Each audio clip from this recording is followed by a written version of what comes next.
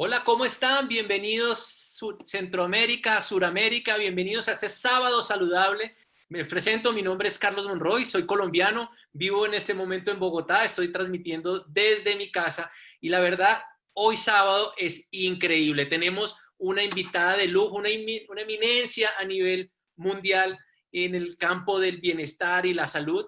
Y bueno, les comento un poco. Comencé en Herbalife hace 16 años y algo que me llamó muchísimo la atención fue el respaldo que tenía detrás de lo que me estaba metiendo. Que era una compañía en su momento que tenía más de 30 años en el mercado, estaba en más de 80 países, tenía un staff médico y científico increíble y así fui empezando, terminé renunciando a lo que hacía anteriormente para dedicarme 100% a Herbalife y bueno, después les contaré mi historia más completa porque no quiero quitarle ni un minuto a nuestra invitada.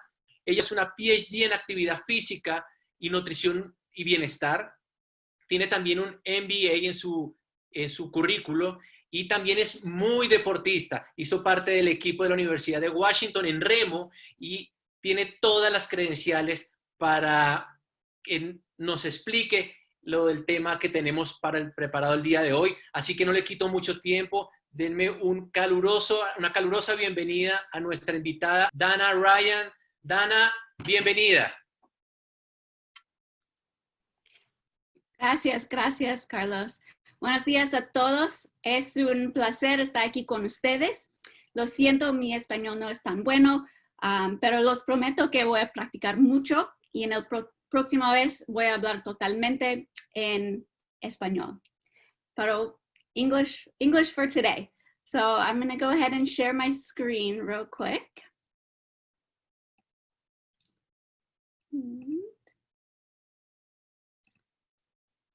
All right.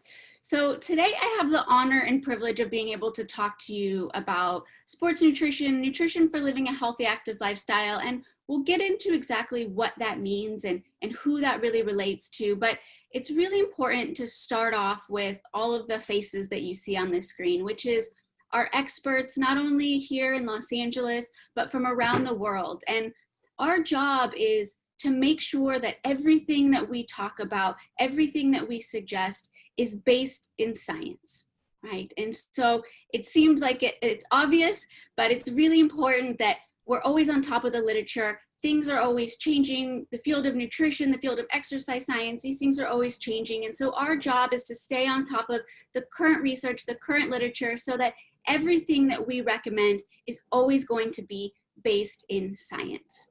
And you know, one of the reasons that that is so incredibly important is that we have a problem around the world. And that is the rates of our populations per country that are overweight or obese. So you can see on this slide all of the different countries, and the darker the color, the closer towards red, the higher the percent of the population that's overweight or obese, right? The United States typically is #1 in this, which is not something that we are proud of, but the reality is the rest of the world is catching up, right? And so when we look at these percents of people that are overweight and obese, it can be depressing to look at, right? But it also represents a huge opportunity, right? It represents an opportunity because people are interested in changing their lifestyle. People are interested in improving their own well-being. And we know that, and we see that, you know, over the years, people have become more interested in their overall well-being. How can they move their body? How can they put the right foods in their body? And so it's a huge opportunity to help impact this map, right? And make positive change in our society. And so if we're going to do that, if we're going to have a positive effect, we have to have a bit of a roadmap. We have to have a bit of a plan as to how we're going to do that. And something that you'll hear me say over the next, 30 to 40 minutes is that this idea of balance, right? How do we balance the right foods into our body with how we move our body? And then how do we do it in a way that makes sense for each person, right? How do we do it in a way that makes sense for the lifestyle that you're living, right? Because one size fits all isn't necessarily going to be the right approach. Maybe you like running, or maybe you like cycling, or whatever it may be. How do we create balance in somebody's life that's going to help them get the right nutrition into their body and help them move their body in a way that fits the lifestyle that they're living? But it's not just balance between what you put into your body and how you're exercising. It's also balance within nutrition, right? And so I know there's a lot of things that we hear, and there's a lot of things that you can, read online or whatever that may say you should eliminate this food group or eliminate that. But, that's not what the science backs up. The science is going to back up balanced nutrition, right? I know there's a lot of numbers on the screen. I know it looks kind of complicated, but what this is really representing is balance. Making sure that every meal that you have has good quality carbohydrates, has good quality protein, healthy fats. And these are some of the things that we'll talk about over the next couple slides. But what I want you to take away from this is this idea of balance, right? Our body needs carbohydrates, we need protein, we need fat. It's just a matter of figuring out what are good options for each one of those, and then how do we balance that with how we're moving our body. So if we're going to do that, let's take a step back and talk about exactly what a protein is. This is something that we hear people talk about a lot. You have to have protein, you have to have protein, but sometimes we might not necessarily know what exactly a protein is. And the way I like to think about a protein is kind of like a puzzle, right? And so a puzzle is made up of a lot of different pieces, right? You might have pieces that you put them together and you end up with a picture of an ocean, right? Or you put them together and you have a picture of a mountain. But every puzzle in reality is just a combination of different pieces put together in a different way so that you end up with a total product, right? And the protein is the same way, okay? Those puzzle pieces we call amino acids. So every protein is just a combination of those puzzle pieces, the combination of those amino acids put together in different ways so that you end up with a different type of protein, right? So you might have some amino acids put together and you get a dairy protein, or you have a different combination of those puzzle pieces and you get a soy protein. But all proteins are just these puzzle pieces put together. And then when you consume a protein, when you eat that piece of fish, or when you have that soy, it gets broken back down in your body into those amino acids. And so that's kind of how I like to think of a protein. And we have 21 of those puzzle pieces. We have 21 of those amino acids. And, we could talk forever. We could go, step by each one. But what I want you to remember out of those 21 is that there are 9 that we consider to be essential amino acids. And what that means is that those amino acids you have to get through food, right? Your body cannot make them. So you have to consume them on a daily basis to make sure that your body's getting what it needs, right? And if a protein has all 9, it's what we call a complete protein, okay? So things like animal-based proteins, these are a complete protein.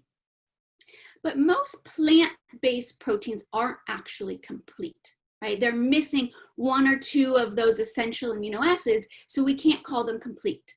However, there is one plant that has all 9 of those essential amino acids, and that's soy, right? And so just kind of keep that concept of essential amino acids in your head as we go through this presentation, because it's going to come back in 20 minutes or so, and you'll understand kind of why we're talking about it now. But again, protein, it's like a puzzle made of a bunch of these pieces. Those pieces are called amino acids, 21 of them, 9 of which are considered to be essential.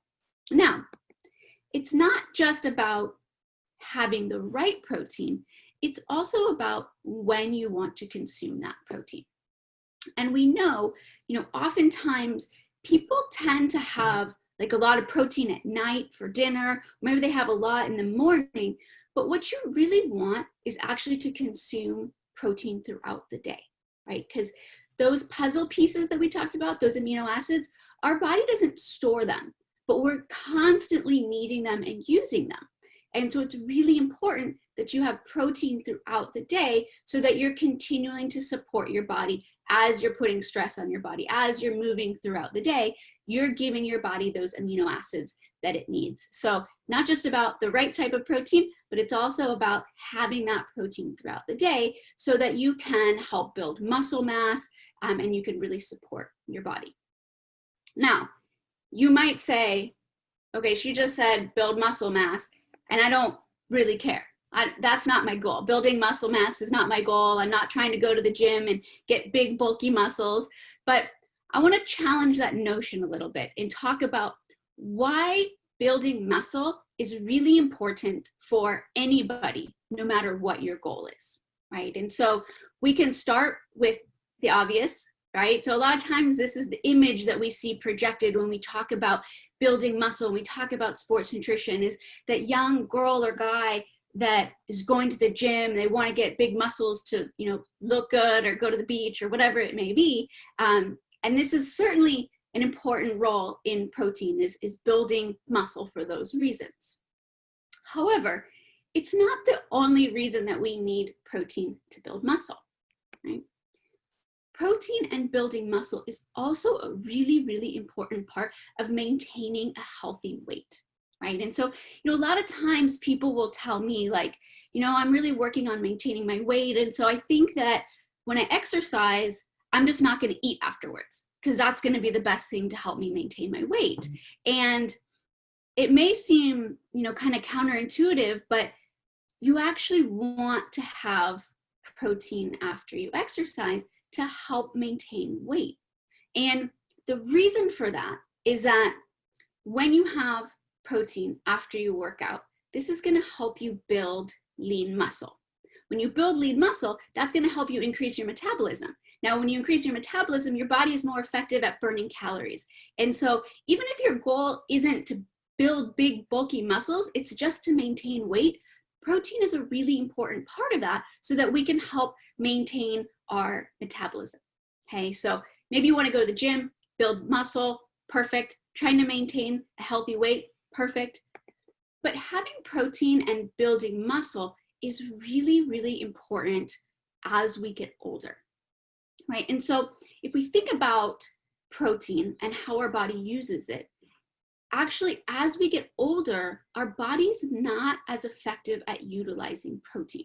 So it's really important that we continue to maintain an adequate intake of protein as we get older so that we can maintain our muscle mass, right? We know that as we get older, one of the facts of life is that if we don't do anything about it, we begin to lose muscle mass.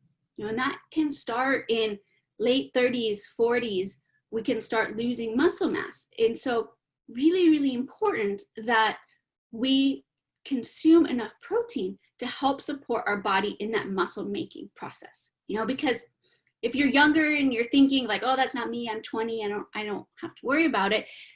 Just start thinking about all the things that you use strength for that maybe you take for granted. You know, whether it's walking or even sitting up, these things require leg strength, they require core strength. And so maintaining adequate muscle mass is going to be really important for everybody. Okay, so whether you want a six-pack and big biceps, whether you're trying to maintain a healthy weight, you know, whether you're thinking about, you know, aging gracefully, every group of people, it's really going to be important to build muscle mass. Regardless of what your goal is, regardless of what your objective is, building muscle is going to be really, really important. But protein can't do it all on its own. We've got to have good quality carbohydrates also. And, you know, these days it's kind of easy to talk about protein because everybody's on board with protein. But carbohydrates, not everyone's a fan of carbohydrates. You probably hear it a lot, like, oh, carbohydrates are bad or this or that, or you should eliminate all the carbohydrates. And the reality is that your body needs carbohydrates, right? There's a lot of great benefits from having the right high quality carbohydrates. So everything that you see on the screen, fruits, vegetables, whole grains, these things are going to be good quality carbohydrates. And we'll talk about when you're active, why that becomes even more important. But just remember, carbohydrates play a very, very important role, and eliminating them is never going to be the way to go, right? So making sure we go back to that idea of balance. So good quality protein, good quality carbohydrates, and then balancing it with exercise, right? So you're looking at this slide, you're like, I don't know, what does this mean? And this is, not a lot of people like this slide, but it's just the reality of why we have to make sure that we keep everything in balance. Is if you look at the meal on the slide, which is a common meal that people have often, to burn the amount of calories from that meal, it's gonna take about 2 hours worth of running, okay? I don't know about you guys, I'm not a runner, it is not my favorite form of exercise. I do not wanna have to run for 2 hours just to undo what I ate, right? I wanna make sure that I'm putting the right nutrients into my body to help fuel that exercise that I'm gonna do, right? Because we all lead incredibly busy lives. And so we're dedicating time to exercise. We wanna make sure that we're getting the most out of that workout, right? And really, that's kind of the basis of sports nutrition, which is putting the right nutrients in your body, the right time, and eating with a purpose, right? So putting those good quality nutrients in your body. You know, oftentimes people think, oh, sports nutrition is this like really overly complicated thing that doesn't apply to me. But the reality is that sports nutrition is just grounded in the principles of good quality nutrition, and it's about timing. How do we put the right nutrients in our body at the right time? But before we kind of get into the details of sports nutrition, I want to talk about the word athlete. You know, because doing these trainings and having these conversations, you know, a lot of times people will say like, well, I'm not an athlete. Sports nutrition doesn't apply to me. I'm not good at what I do. I'm not playing on TV. I'm not an Olympian. I'm not whatever. So sports nutrition doesn't apply to me. And honestly, nothing could be further from the truth, right? I think oftentimes we don't give ourselves enough credit for the work that we do. We don't give ourselves enough credit for that athlete that really is inside all of us, right? Because it doesn't matter if you're not the fastest person out there, if you're not the strongest person out there, it doesn't matter. What matters is that you're moving your body. You're getting your heart rate up and you're sweating. And you don't have to do what your best friend loves to do. You don't have to do with your husband, wife, your boyfriend, whoever loves to do. You've got to find whatever that is that you love to do and do it as often as possible, because there's no right or wrong when it comes to exercise. It's about getting the heart rate up. It's about sweating. It's about pushing your body. And when you do that, it's really important to fuel yourself like the athlete you are. So let me give you a couple examples just to kind of further touch on that point. Is, you know, like I said, sometimes we don't give ourselves enough credit for what we're doing, right? You may go for a walk for 30 minutes. You're going to burn about 250 calories. This is going to vary depending on how big or how small you are, how fast you're walking. But on average, you're going to burn about 250-ish calories. But things that we don't consider exercise also can be hard on the body, right? So if you're going out and you're gardening and you're, you know, getting your heart rate up, if you're doing all of these things, you're outside, you're in the sun, you're raking, you're moving all around, you're still burning calories, right? Still burning calories. Yoga, great form of exercise. You know, one of my favorites. You're gonna burn about 300-ish calories depending on the type of yoga. But if you're out running around with your kids, you're gonna burn a lot of calories also. You know, and I think one of the groups of people I hear the most from is new moms. And they say, you know what, I don't have time to go to the gym. I have, you know, young kids, I'm chasing after them. And it's like, don't discredit that, right? This is like for one kid, if you're running around chasing 2 or 3 kids, that's a lot of effort. That's a lot of energy. Carrying them up and down the stairs, that's like carrying a weight up and down the stairs. So don't discredit the work that you're doing on a daily basis just because you can't go to the gym. So you're still doing a lot for your body, right? A couple more examples. playing basketball, great form of exercise, but maybe you like to dance, right? Just because something's fun doesn't mean it's not exercise. It doesn't mean that you're not pushing your body. It doesn't mean you're not getting your heart rate up, right? So find those little things. Maybe it's dancing, maybe it's swimming, maybe it's hiking, whatever it may be for you. Just find what you're passionate about and do it as often as possible, right? And when you do that and when you find it, you'll find that athlete that I know lives inside all of you guys, right? Sometimes it's just a matter of looking for it.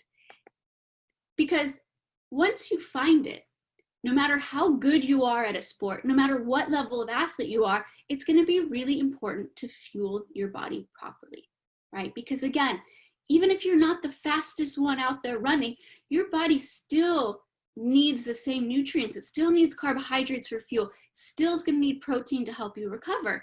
And the more you can start making those little changes and thinking of yourself like an athlete, it's really going to be helpful for those workouts that you're doing.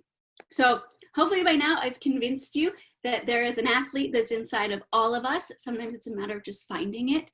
So now that we know that, let's talk about what your day looks like an athlete, right? And again, no matter who you are, no matter what level athlete you are, it's always going to start with a good quality breakfast, right? This breakfast might seem like a lot for you, but for someone that's active, you're going to want to make sure you have protein. You got that in the eggs. You've got, sweet potatoes, good quality carbohydrates, healthy fats from the avocado. Starting your day with a good quality breakfast is going to be very, very important to set your day off on the right foot, right? Your breakfast can also certainly include Formula One, right? This is going to be good quality protein, soy protein. So remember what we said about those amino acids and soy protein being a complete protein. This is going to be a really good way to add protein, add some of those micronutrients, vitamins and minerals that your body really needs when you're active. So definitely a great addition. Lots of different flavors. I know in various countries we have different flavors. So just make sure whoever invited you to this call, chat with them to see what flavors you have in your country, but a variety of flavors so that each morning you can mix it up so it never gets boring, really change up the flavors. It's a really great way to start your day. So again, no matter the type of athlete you are, got to make sure you're starting that day with a good quality breakfast, okay? But past that, we also have goals that our body is trying to achieve before, during, and after exercise. And the way that we achieve those things are not only physically warming up our body. So, when you start an exercise, you don't just go from 0 to 100 right away, but you want to give your body some time to warm up. We can also help our body with giving ourselves the right nutrients before we work out. And one of the options that we have is energy. So energy has caffeine, right? And caffeine is really great because caffeine can help us with our mental focus, right? Typically 15 to 30 minutes or so before you exercise is a good time to have some caffeine, gives it a little time to kick in, but it helps you with that focus. And you might think like, who cares? Right? Why do I need to be focused before I exercise? And, think about your day. Oftentimes we're doing a million things. Our mind is in a million places and we don't have a lot of time to exercise. And so just having something like caffeine really helps us focus and get ready for that workout. So super good option. One of the things that we talk about with all of our professional athletes, because I have the privilege of working with our sponsored athletes around the world, is this notion that your exercise and your nutrition are never going to be separate, right? And so thinking about your workout starting with your pre-workout drink, right? So rather than your workout starting when you get to the gym, think about your workout starting when you have your pre-workout drink, right? When you have that caffeine before you get into that workout, that's when it starts. And then your workout is not finished until you have a post-workout shake. And just kind of creating that habit is a really good way to help you with the fundamentals of sports nutrition, which is putting the right nutrients in your body at the right time, okay? So you've gotten ready, you've had your energy, maybe 15, 30 minutes before you work out. You've also got to now fuel yourself during exercise, right? So there's a lot of things that are happening to your body while you're exercising and while you're training, and we want to support all of those processes so we can continue to exercise at a high level.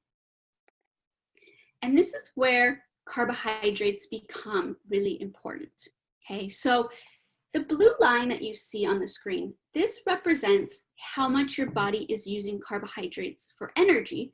And on the bottom where it says VO2 max, that's the intensity of the workout, right? And so you can see as the intensity gets higher, as it gets closer to 100, our body starts using more and more and more of carbohydrates.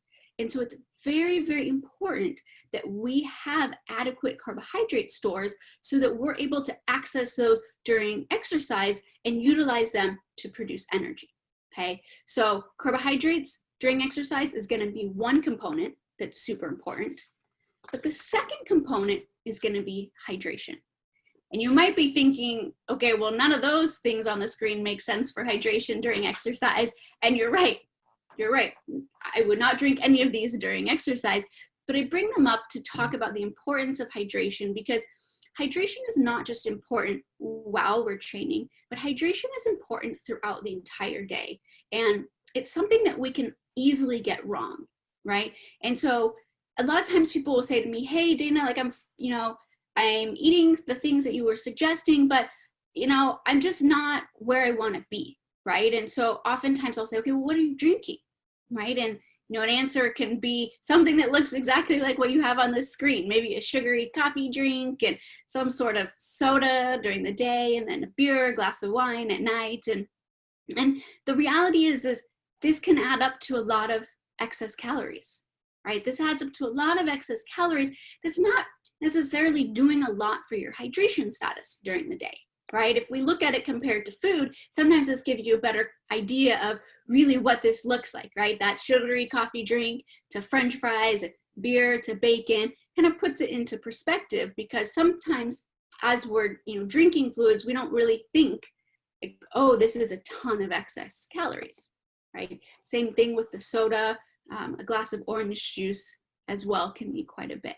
So just kind of being conscious of that, because being hydrated and maintaining hydration is super, super important, right? Something that a lot of the research has shown us that we talk about in the field of sports nutrition a lot is that even being dehydrated 1 to 2% can impact your performance. And so staying on top of your hydration is really, really important, because by the time you're thirsty, you're actually already a little bit dehydrated. And so it's something that you don't want to think about just around the exercise. You don't want to think about just in the morning, but rather it's something that you want to think about throughout the day. And for me, if I'm being honest, I'm not good at drinking water throughout the day. I forget, I'm doing a million things. And so I always have a water bottle nearby, because it's a visual reminder to drink something, And so if you struggle with drinking water, I would suggest having a water bottle nearby just as a visual reminder. But it's really, really important for our performance and for our body as a whole, right? But I also know that drinking water can get boring, right? And so there's certain things you can do to change the flavor of water without adding a ton of excess calories, right? So aloe can be a great option for that. A few different flavors of aloe. Again, just chat with the person that invited you to the call to see what exactly is available in your country. But aloe, again, is going to be a great way. Add it to your water. That's going to really help you to change up the flavor of water. Same thing with tea. Again, putting it, adding it with water. This can really help you with hydration. Okay. So again, several different options. But the most important thing is that you're really drinking something throughout the day that's going to help maintain that hydration, because as someone that's an athlete, as someone that's active, staying hydrated is going to be really important for your performance. Okay. And performance is another one of those words where people are like, I don't care. I'm not trying to win something. I just want to move my body. Right. But when I'm talking about performance, I'm talking about what's personal to you. So that may be running a block farther. That may be cycling another kilometer. It may be lifting extra weight, right? So whatever is personal to you, that's the performance that we're talking about. right? And when we look at the impact that hydration can have, if you see on this graph, the white bar is someone that's dehydrated, and the black bar is someone that's hydrated. And what you can see is that lap after lap after lap, the person that's dehydrated gets slower and slower and slower, right? It's taking them more and more and more minutes to run, right? And so having adequate levels of hydration are going to be really important for maintaining that performance, right? So now if we think, okay, everything that we talked about is going to be based in science, you'll start to understand where some of the ingredients in CR7 Drive come from, right? Carbohydrates, we said, is really important for energy and fueling yourself, and then staying hydrated is also going to be really, really important. So CR7 Drive is going to be a combination of carbohydrates as well as electrolytes that are going to keep you hydrated, right? So it's a good combination of ingredients, right? You can use it before, you can use it during, or you can use it after training as well. So I really like to use it during training. If I'm doing a morning workout, I like to use it beforehand because it's going to give me some of those carbohydrates to really kind of get me going. But it's going to be a great option, again, no matter the level of athlete that you are, right? Because the thing that's great about it is that you can really kind of use it depending on the type of exercise that you're doing, right? If you're doing yoga or you're going for a walk, you're going to be burning 200, 300 calories. You know, you don't need more than a serving, right? Or maybe you just want to have some aloe or some tea in your water bottle, right? But if you're playing in a football match or you're going for a really long day of cycling, you want to make sure that you're fueling your body with enough carbohydrates, right? So you can really use more or less depending on the type of exercise that you're doing. Because again, it's about balance, right? But we're not quite done.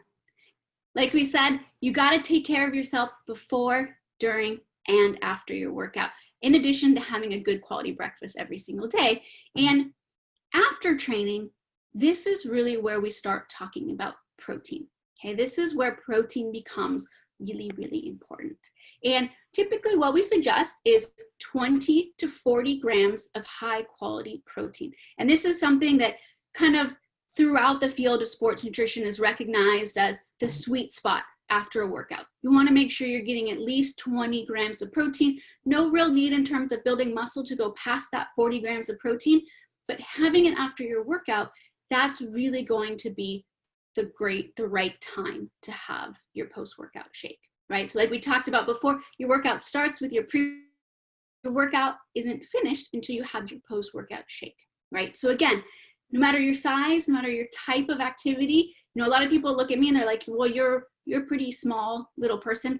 Do you still need 20 grams of protein afterwards? And yeah, that's what is kind of industry throughout sports nutrition. We suggest 20 grams of protein, right? So again, when we look at science and we talk about where these recommendations come from, something like Rebuild Strength has 25 grams of protein combined with carbohydrates. So that combination of protein plus carbohydrates is actually going to be really important. A lot of times people will think I just need protein after my workout, but combination of carbohydrates plus protein is going to be very, very important. Okay, so Rebuild Strength, you know, unfortunately it's not in every country that may be watching right now, but again, that idea of getting 20 grams of protein, so whether it's Formula 1 with PPP or PDM, there's certainly ways to get that 20 grams of protein. That's going to be kind of the goal for after your workout. Okay, so good options. And again, that idea of not separating your nutrition and your exercise is going to be a good way to kind of establish those habits of sports nutrition. So I know that was a lot of information in not a lot of time. So I want to just kind of give you an overview of what we talked about. And again, this is just kind of a template, an idea, something that I put together. Is not something, you know, you have to follow to a T by any stretch of the imagination, but it kind of shows some of the things that we talked about, right? If you're working out in the morning, you want to make sure that you have something pre, during, and post. So maybe you're not going to get up super early before your workout. Having something like CR7 Drive is going to be a great option, followed by your post-workout shake, which is not going to be a meal replacement. Okay, so really important to keep that in mind. Your post-workout shake is not a meal replacement. It's to help you with the exercise that you just did. Protein throughout the day, and then having your multivitamin, again, things like aloe and tea for hydration, all those little things really make a big difference. If you're working out at night, basically the same idea, just making sure that you've got that good quality nutrition around that workout. You've got the CR7 drive, you've got your rebuild strength, so you're getting yourself fueled, hydrated, and helping yourself recover. You can certainly throw in energy as well before your workout. But these are just kind of general ideas so you can see how it all comes together in a day. So that's pretty much all I have for you guys. Thank you again. Muchísimas gracias. It's always an honor and a privilege to be with you guys. You know, and again, if you're thinking like, I just don't know if I'm an athlete, just try different things, find different things, because what's really the most important thing that you can do is move your body. Move your body more, get your heart rate up, start sweating a little bit. These things are really important. And when you do those things and when you find what you love to do, fueling yourself like that athlete that you are. So again, thank you guys all so much. It's always so fun to be with you, and I hope to see you all in person sometime soon. So thank you so much, and Carlos, back to you. Wow, Dana, was a fantastic information. Muchas gracias. Estarán de acuerdo conmigo que qué información tan valiosa. Aprendimos del balance nutricional. Se dieron cuenta que Dana habló mucho acerca de la proteína y la combinación con los carbohidratos. La verdad, qué buena información tuvimos este día de hoy, nuestro sábado saludable. Y bueno, qué excelente regalo nos dio la corporación con esta súper invitada del staff médico y científico. Y bueno, quiero terminarles mi historia. Yo comencé por los productos, haciendo unos cambios en mis hábitos nutricionales, en mi alimentación, agregando un poco más, como decía Dana, acerca de actividad física.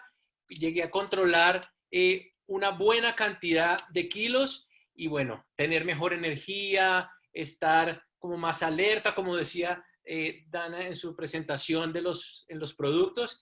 Y bueno, una información increíble. Así que si estás tú ahí invitado, interesado en alguno de los productos, no dudes en contactar a la persona que te invitó a esta charla. No se te olvide, contáctalo y dile qué te interesa exactamente. De nuestra parte y de mi parte ha sido todo por hoy, así que nos vemos en un próximo sábado. Gracias.